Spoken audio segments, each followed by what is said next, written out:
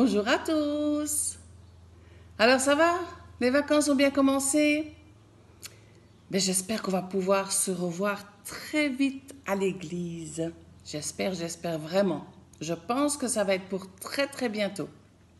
En attendant, on va encore se voir ensemble sur la vidéo. On va pouvoir chanter ensemble, prier et écouter la belle histoire de Jésus. En attendant, je vous laisse avec quelques chants et je vous dis à tout de suite.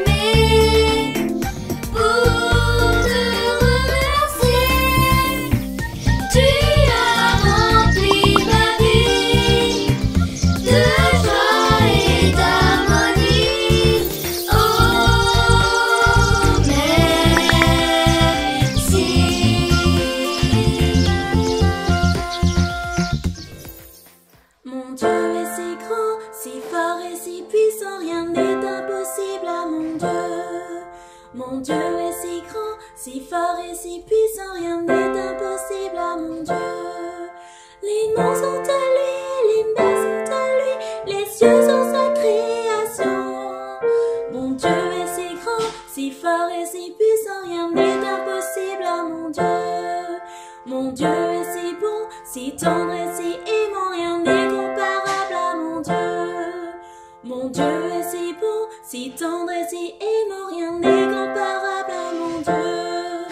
Il m'a tant aimé, il m'a tout donné, je veux le remercier. Mon Dieu est si bon, si tendre et si aimant, rien n'est comparable à mon Dieu.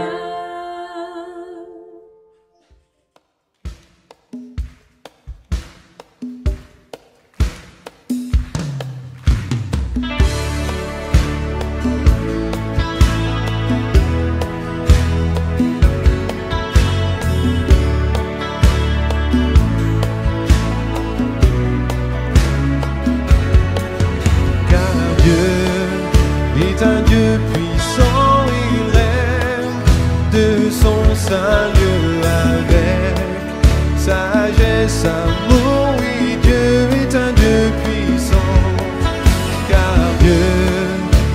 un Dieu puissant, il règne de son saint lieu avec sagesse, amour. Oui, Dieu est un Dieu puissant, car Dieu est un Dieu puissant, il règne de son saint lieu avec sagesse, amour. Oui, Dieu est un Dieu puissant, car Dieu est un Dieu puissant, il règne de son saint lieu avec sagesse, amour. Oui, Dieu est un Dieu puissant, car Dieu est un Dieu puissant, il règne de son saint lieu avec sagesse, amour. Oui, Dieu est un Dieu puissant, car Dieu est un Dieu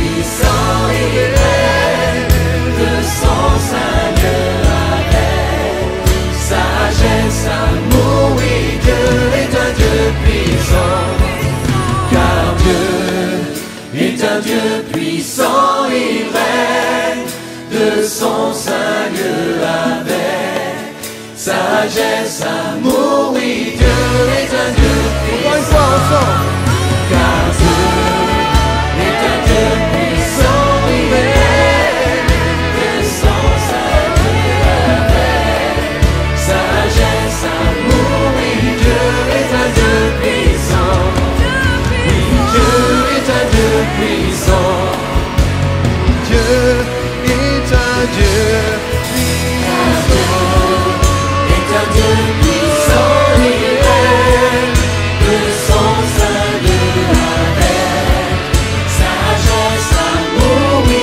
Dieu est un Dieu puissant, car Dieu est un Dieu puissant, il règne de son saint lieu avec sagesse, amour. Oui, Dieu est un Dieu puissant. Voilà les enfants. Alors, je voulais vous demander, est-ce que vous avez déjà vu quelqu'un de très fort, de super fort, qui fait des choses incroyables? J'imagine que dans les dessins animés, dans les films que vous aimez bien, vous avez des personnages. On avait un chant dans les camps qu'on chantait. Il y avait qui comme personnage qu'on comparait? Mais dans les personnages des films, je suis sûre qu'il y en a qui vont me dire qu'il y a Superman, il y a Batman, il y a Hulk. Ils sont hyper forts.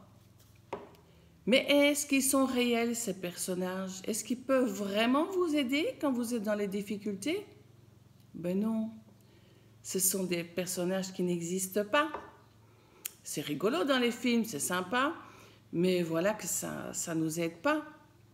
Et donc, moi, je vais vous parler de quelqu'un qui non seulement est très fort, mais qui peut faire des choses incroyables qu'on n'aurait jamais pu imaginer. Et donc, l'histoire d'aujourd'hui se trouve dans l'Évangile de Marc. Donc, c'est le deuxième livre du Nouveau Testament. On a Matthieu et puis on a Marc. Marc au chapitre 4. Et on va lire déjà, vous imaginez bien qu'on va parler de Jésus. On a parlé la semaine passée de Jésus qui a pu changer l'eau en vin, le premier miracle de Jésus, quelque chose d'incroyable. Est-ce que vous avez déjà pu faire ça? Et non seulement, comme je vous disais, Jésus, il fait les choses, mais il les fait parfaitement. Non seulement c'était du vin, mais c'était le meilleur vin qu'il n'avait jamais bu. Ça, c'est Jésus. Quand il fait les choses, il les fait parfaitement. Alors, notre histoire aujourd'hui, elle commence dans Marc au chapitre 4 et au verset 1 jusqu'au début du verset 2. Je lis avec vous. Si vous avez votre Bible, vous pouvez l'ouvrir. Et sinon, vous pouvez noter le passage et le lire après, ou avec vos parents. Marc chapitre 4, verset 1 jusqu'au début du verset 2. De nouveau, Jésus se met à enseigner au bord du lac. Donc, il parle à la foule de Dieu.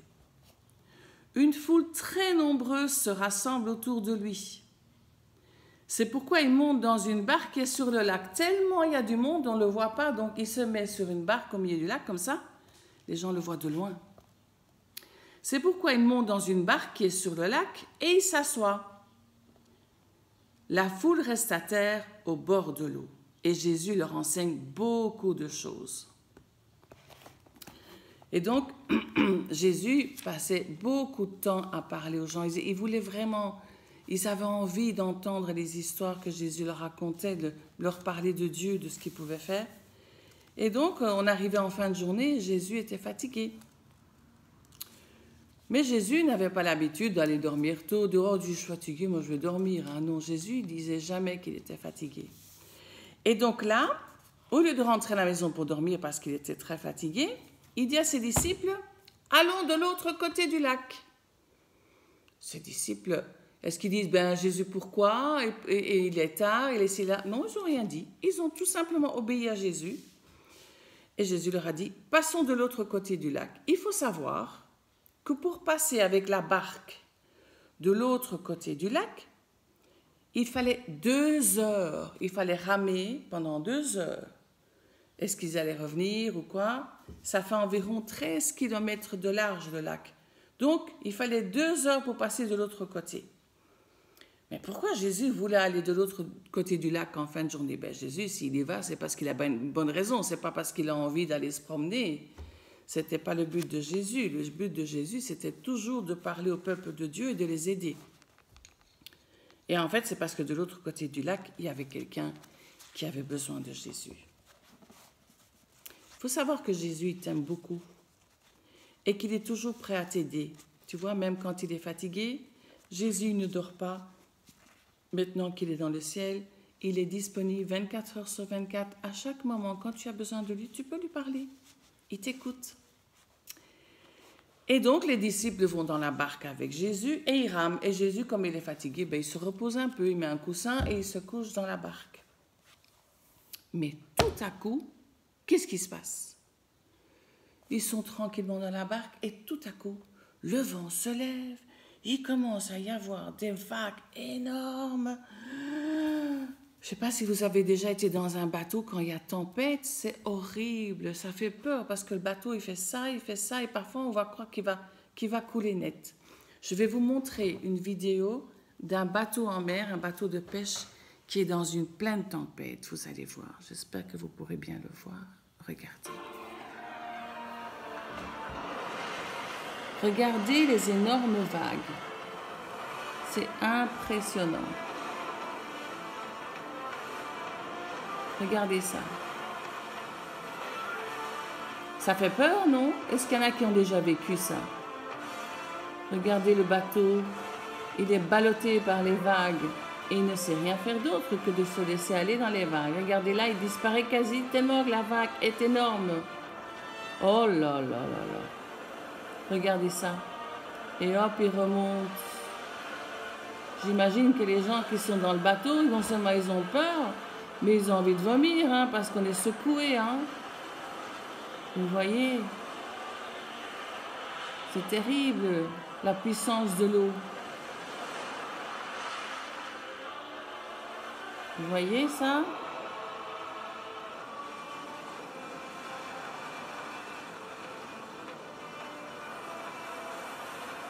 Et le bateau, ben, il résiste comme il peut, mais il doit bien naviguer pour pas qu'il casse. Parce qu'alors c'est sûr qu'ils vont couler. Et voilà le bateau qui fait comme il peut pour avancer. Et le vent souffle très très fort. C'est pas facile, hein? C'est pas facile du tout, mais voilà. Quand il y a tempête, ben, on ne sait rien faire d'autre que de la subir. Et là, les disciples commencent à paniquer. La barque qui se remplit d'eau et Jésus il dort. Et eux, ils paniquent parce que ils disent, mais on va paniquer, on va couler, mais Jésus, et Jésus il dort, mais il va falloir le réveiller. Ça t'est déjà arrivé, de peut-être pas d'être dans une tempête, mais d'être dans un moment où tu as peur, où tu es inquiet, et tu ne sais pas vers qui aller pour t'aider. Et pourtant, c'est Jésus qui a dit de voyager, c'est Jésus qui a voulu aller dans la barque. Et les disciples ont obéi, donc ils ont tous obéi, ils n'ont rien fait de mal. Et pourtant, la tempête arrive. Et oui, on peut même en obéissant à Dieu et à Jésus avoir des problèmes quand même. C'est pas parce que on ne pêche pas à ce moment-là, qu'on obéit, qu'on fait tout ce que Dieu nous demande, qu'il ne peut pas arriver des problèmes comme la tempête ici. Et alors ils appellent Jésus, mais Jésus, on va mourir, mais et tu ne fais rien, on va mourir et toi tu dors, mais qu'est-ce que tu fais? La tempête n'a pas réveillé Jésus, parce que Jésus ne s'inquiète pas, lui.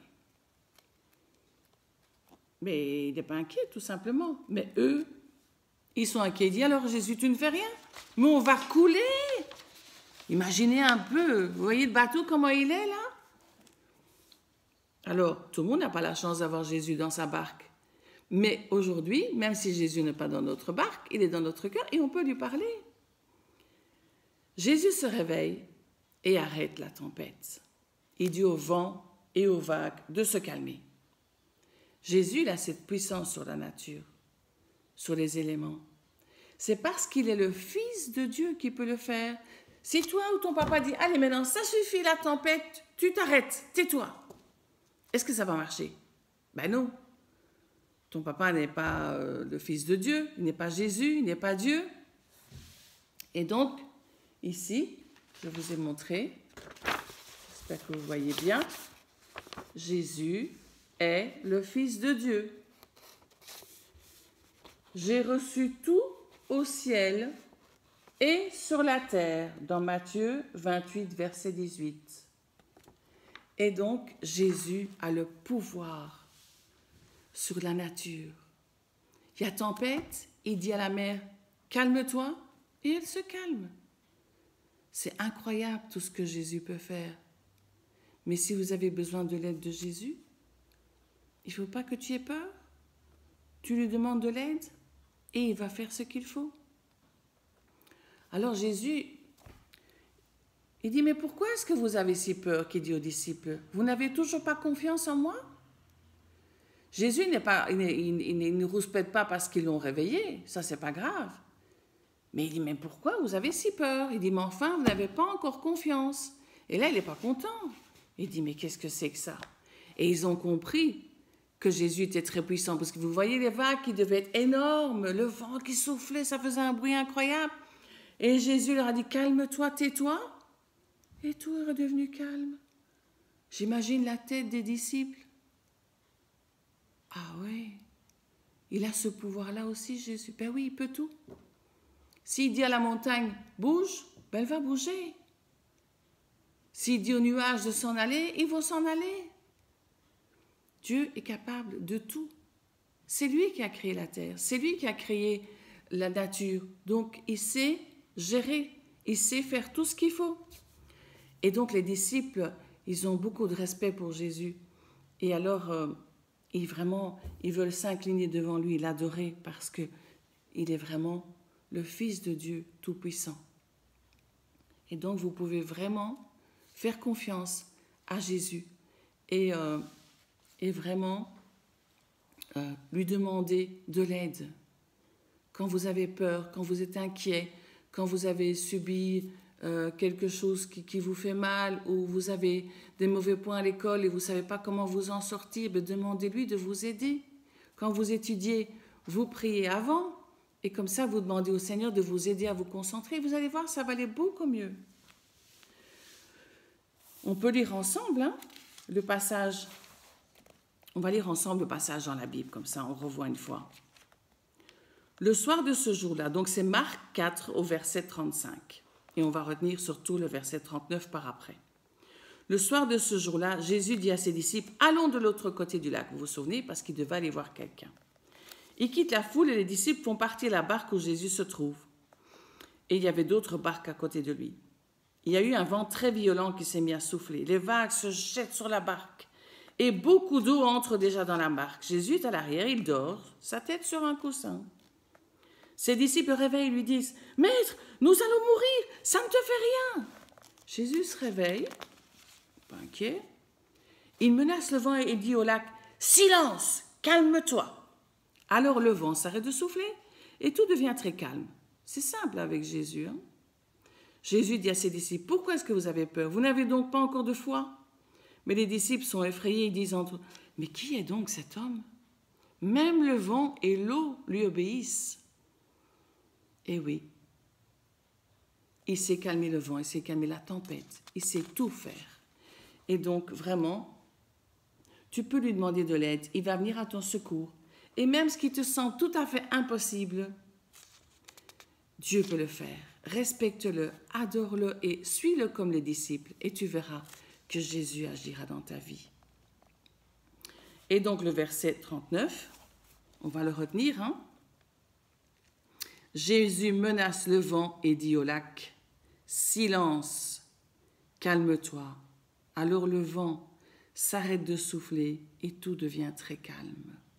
Ça, c'est vraiment le verset à retenir. Marc 4, verset 39. Quand vous êtes inquiet, que vous vous demandez comment vous allez vous en sortir, rappelez-vous de ce verset, que si Jésus peut arrêter le vent, la tempête et la mer, il peut s'occuper de vos soucis. D'accord? Vous êtes d'accord avec ça? Rappelez-vous ce verset. J'aurais bien voulu assister à ça. Voir des vagues énormes. Et puis d'un coup, oh, la mer toute calme. Oh, ça doit être impressionnant. Mais Jésus, il est tout puissant. Il peut tout faire parce qu'il est le Fils de Dieu. C'est formidable, non? Alors fais-lui confiance. Et n'hésite pas à demander de l'aide. Même pour des petites choses. Il n'y a rien de trop petit ou de trop grand pour lui. Tu peux lui parler tous les jours. Et c'est bien de lui parler tous les jours, de lire ta Bible et de voir comment Dieu a pu aider tout le monde dans tous les soucis. Regarde au mariage avec le vin qui manquait. Non seulement il a produit beaucoup de vin avec de l'eau, mais en plus c'était du très bon vin. Ici, il a arrêté la mer, la tempête. Demande de l'aide à Jésus et il sera toujours prêt à t'écouter. Jamais il te dira « j'ai pas le temps ». Jamais. Parce qu'il t'aime énormément. Il t'aime beaucoup, Jésus. On va prier le Seigneur? D'accord? Seigneur Jésus, merci parce que si tu peux calmer le vent et la tempête, tu peux t'occuper de mes soucis, Seigneur. Je sais que tu es très fort, que tu es le plus fort de tous et que vraiment, tu peux m'aider dans ma vie de tous les jours parce que tu es vrai, tu existes vraiment et tu es là chaque instant de ma vie. Je te demande de m'aider à avancer tous les jours avec toi et de me rappeler dans les moments difficiles que tu es là et que tu peux m'aider. Merci pour tout ce que tu as déjà fait dans ma vie et tout ce que tu feras encore. Bénis tous ces enfants et toutes ces familles qui nous écoutent. Vraiment, merci Jésus. Dans le nom de Jésus, Amen. Alors vous voyez, tous ces personnages super forts qui ne sont pas vrais, ils ne vont pas t'aider dans les problèmes. Mais Jésus, lui, le plus fort, il va t'aider. Alors je te souhaite une super semaine. À bientôt.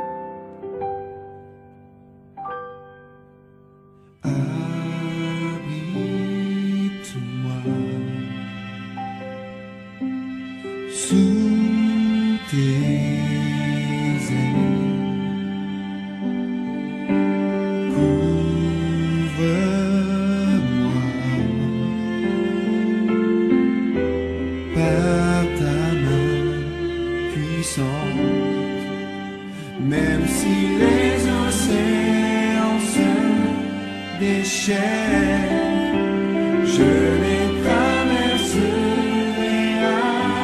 avec toi. Père, tu domines les tempêtes, je suis tranquille car tu es là.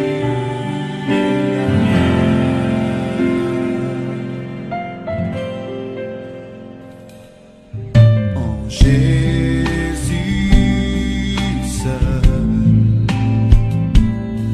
je me confie.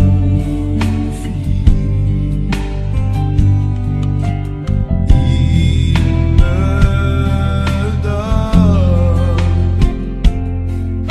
force.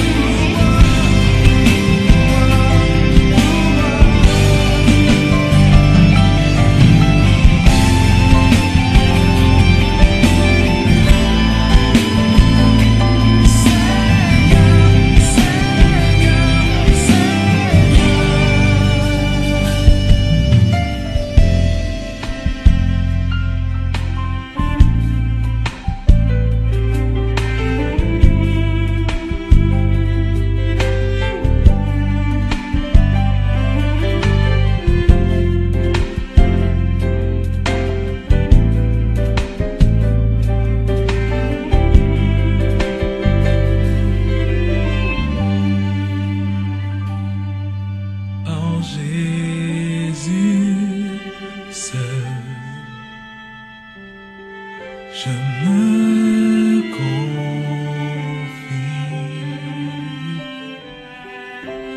il me donne force, calme et puissance, même si les océans se déchaînent, je les traverserai.